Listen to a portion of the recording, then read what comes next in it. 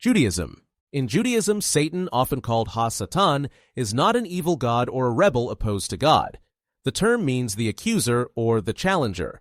This figure appears within the divine court as a role rather than an independent personality. Ha-Satan tests human integrity by questioning motives and exposing weaknesses that might otherwise remain hidden. The function is judicial, not destructive.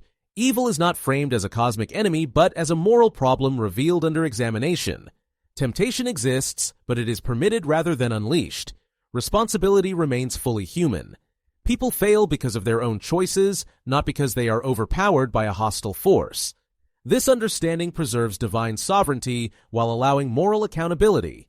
Evil is real, but it is limited, purposeful, and never equal to God's authority. Buddhism. In Buddhism, Mara is not a being of moral evil or a cosmic enemy opposing a creator god. Mara represents temptation, distraction, fear, and illusion that obstruct the path to awakening. His appearances occur at moments of insight, where attachment is strongest and clarity is most vulnerable. Evil here is not sin, but ignorance. Suffering arises when the mind clings to desire, identity, or permanence in a changing world. Mara has no authority and no independent power. He succeeds only when the individual mind participates through craving or fear. Responsibility is entirely internal. Liberation comes through awareness, discipline, and insight rather than resistance to an external force. This explanation of evil solves the problem of suffering by locating its cause within misunderstanding rather than malice. Freedom is possible because the obstacle is mental, not metaphysical. Zoroastrianism. In Zoroastrianism, Angra Mainyu, also called Ahriman, represents destructive opposition to truth and order. This tradition presents a strongly dualistic worldview in which good and evil are real, active forces. Angra Mainyu embodies deceit, decay, and chaos, in direct contrast to the good creation upheld by Ahura Mazda. Evil here is both moral and cosmic. It does not merely test goodness, but seeks to undermine it. Yet responsibility is not removed from humanity. Humans are active participants through thought, word, and deed, and must choose alignment with truth or falsehood. Suffering persists because choice carries weight and consequences. This explanation addresses the problem of evil by framing life as a moral struggle where ethical decisions matter daily. Evil exists to be resisted, not excused, and human action meaningfully contributes to the restoration of order. Christianity. In Christianity, Satan is understood as a personal and active opponent of God's purposes.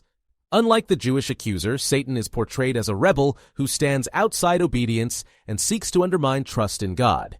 He is associated with deception, temptation, and the distortion of truth rather than direct coercion. His power is persuasive, not absolute.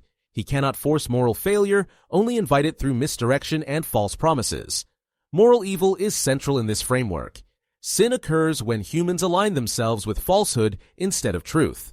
Responsibility remains fully human, even when temptation is external. Satan's role explains why evil feels intentional and relational rather than accidental. It addresses the problem of suffering by framing evil as the result of broken allegiance, where inner loyalty matters more than outward religious performance. Islam. In Islam, Iblis is a jinn who refuses God's command to bow to Adam, not because of ignorance, but because of pride. His failure comes from elevating his own reasoning above divine instruction. Iblis does not rival God and does not rule the world.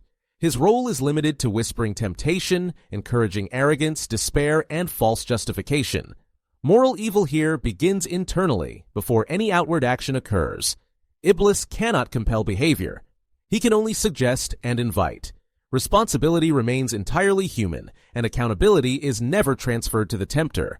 This framework explains evil as a test of humility and trust rather than a battle between equal powers.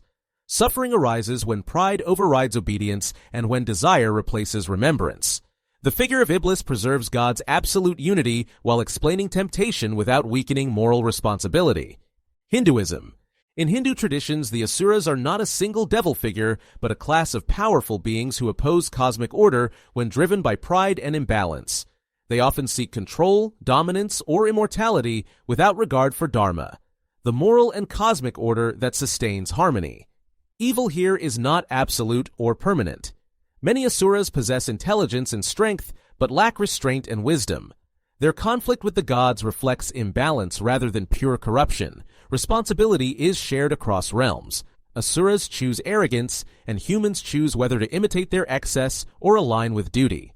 Suffering arises when power is separated from discipline and desire overwhelms responsibility.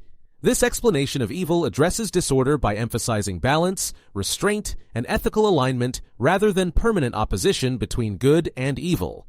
Norse religion. In Norse religion, Loki is not a devil in the moral or absolute sense. He is a trickster whose defining role is disruption within an already fragile cosmic order. Loki moves between gods and giants, sometimes aiding the gods with clever solutions and other times undermining them through deceit. His actions introduce instability, surprise, and unintended consequences rather than deliberate moral corruption. Evil here is not centered on sin or rebellion against a supreme authority. It is centered on disorder.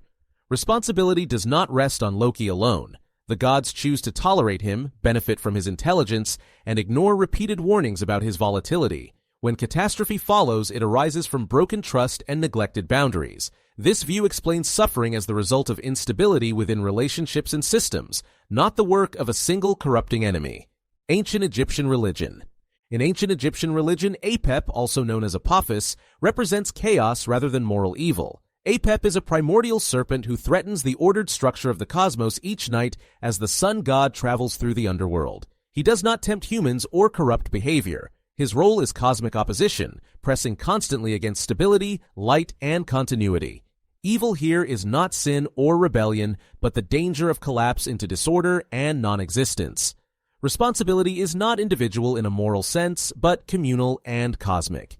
Humans participate in resisting chaos by living truthfully, performing rituals, and aligning themselves with Ma'at, the principle of balance and justice. Apep explains why order must be continually defended and renewed. The world remains stable not by default, but through ongoing maintenance of harmony against ever-present disorder. Ancient Mesopotamian religion. In ancient Mesopotamian religion, there is no single devil figure and no unified embodiment of evil. Instead, disorder appears through many hostile forces such as disease spirits, chaos beings, and agents of misfortune. These entities are not rebels opposing the gods, nor are they moral corruptors of human character. Evil here is situational rather than ethical. Suffering arises because the universe is unstable, and humans live exposed between powerful, unpredictable forces. Responsibility is shared rather than moralized. The gods may permit calamity, spirits may carry it out, and humans must respond through ritual, prayer, and practical wisdom. Moral failure is secondary to vulnerability. This explanation solves the problem of evil by treating suffering as an inherent risk of existence, not the result of sin or cosmic rebellion. Survival depends on maintaining balance, favor, and protection in a world where danger is ordinary and order is never guaranteed. Jainism. In Jainism, there is no devil figure and no external force opposing spiritual truth. Evil is understood as the result of ignorance and attachment generated by one's own actions. The central problem is karma, which binds the soul to suffering through violence, desire, and false perception. These forces are internal, not personal beings or hostile spirits. Temptation arises from uncontrolled passions rather than deception by an external agent. Responsibility rests entirely with the individual. No being misleads the soul, and no power interferes with liberation. Freedom depends on disciplined awareness, ethical restraint, and strict nonviolence toward all living beings. This explanation of evil solves the problem of suffering by removing blame from gods, fate, or demons and placing it within moral causation. The universe is ordered but indifferent. Liberation is possible because nothing outside the self prevents clarity and nothing external excuses moral failure. Taoism. In Taoism, there is no devil figure and no personal force opposed to goodness. Evil is imbalance. Harm arises when individuals or societies act against the Tao, the natural way through which all things flourish. This opposition is not rebellion, but resistance through excess and force. Responsibility is human. Suffering appears when people push against the natural flow instead of moving with it. There is no enemy to defeat. The solution is restoration. Harmony returns through simplicity, humility, and alignment rather than struggle. Confucianism. In Confucianism, there is no devil figure and no cosmic opponent. Evil is moral failure within human relationships. Disorder arises when virtue erodes and proper conduct is neglected. Responsibility rests with individuals and with society. When leaders act unjustly, disorder spreads. When families fail in cultivation, harmony dissolves. Evil is practical and visible, not supernatural. Suffering is corrected through education, ritual propriety, and ethical renewal rather than spiritual warfare. Shinto. In Shinto, there is no devil figure and no opposing cosmic power. Harm arises from pollution, neglect, and broken harmony between humans, nature, and the kami. These conditions are not moral rebellion, but imbalance.